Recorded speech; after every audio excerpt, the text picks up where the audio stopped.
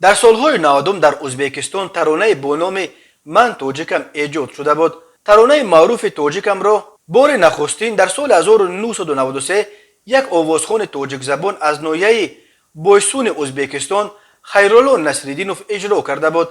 آن وقت جنگ شهروندی در توجیکستان حکمران بود و آبروی توجیکان در منطقه به سطح پست قرار گرفت و می گفتند که شما چه خیلی آدمید که یکدیگران میکشید. عموما در پس منظر جنگ افتخار کردن از ملت خود در ازبکستان دشوار بود. آن وقت توجیکان حتی کوشش میکردند که اصل خود را پنهان نمایند.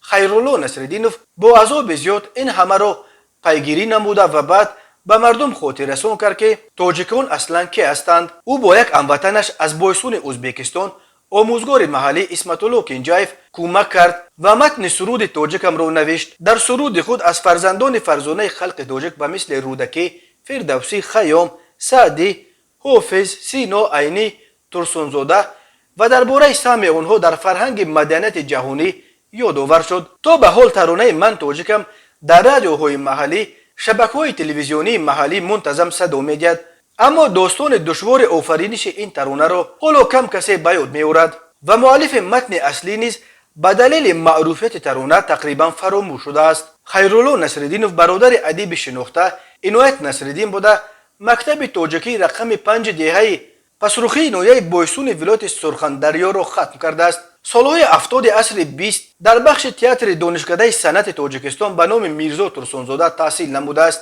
او یک مدت کوتاه در تئاتر لاهوتی کار کرد ولی بعد به زادگاهش برگشت. سالهای طولانی در مکتب‌ها و تئاترها و قصرهای فرهنگی ولایت سرخندریا کار کرده است.